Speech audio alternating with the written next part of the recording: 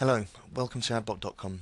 Today we're going to learn how a driving instructor updates their profile to ensure that they're getting the most information presented to students that are looking to book lessons with them.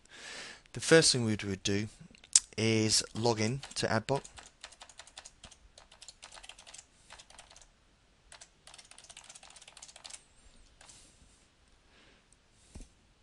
And we're presented with my driving instructor's homepage.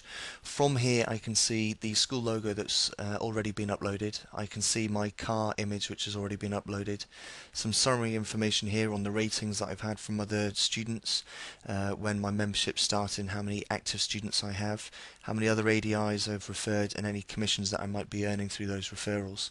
I also see here some tip boxes for inviting students, inviting other ADIs, updating my profile, marketing campaigns, and updating my accounts. Today we're looking at updating my profile, so I can either use the Your Profile link here, or I can use the profile link in the tabs at the top of the page.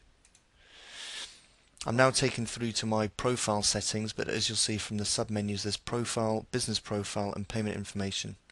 Firstly, I have the personal details, which is obviously my name, my gender, date of birth, and membership information for the likes of the DIA, MSA, or the ADI Federation. I also have address information.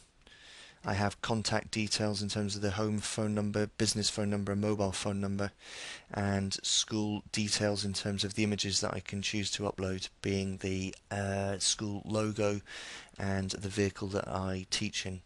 Lastly, on this page we have the account settings, which by default send emails for any notifications and send SMSs for notifications, both of which are completely free, and update the driving instructor of any necessary information such as bookings.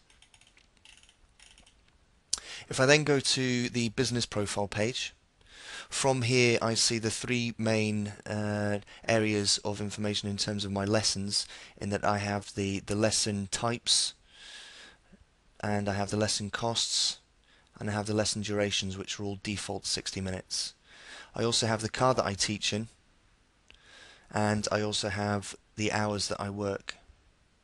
Any of this information can be updated by simply selecting the edit button. If, for example, I decide that I want to reduce my lesson rates from £23.50 to £22.50, I simply edit and update that information like so. That information will immediately be populated in the search results if any pupil is looking to book a lesson with me. Likewise with the car that I teach in, if I ever change the car that I teach in, I can update that to, for example, a Vauxhall.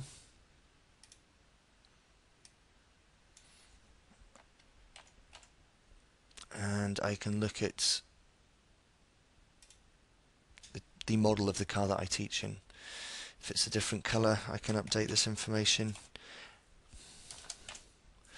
Whether I have dual control and whether it's a manual or automatic transmission. Once I'm happy with that, I simply press update and that information is saved back. The same principle is exactly the same for the hours that you work. We have a start time for each day and an end time for each day, and whether or not that day is a working day, which implies whether or not I wish to work those days and therefore make that time available in my calendar. If, for example, I decide I don't want to work 7 days a week and I want to have Sundays off, I simply edit Sunday, uncheck that box, and simply update it.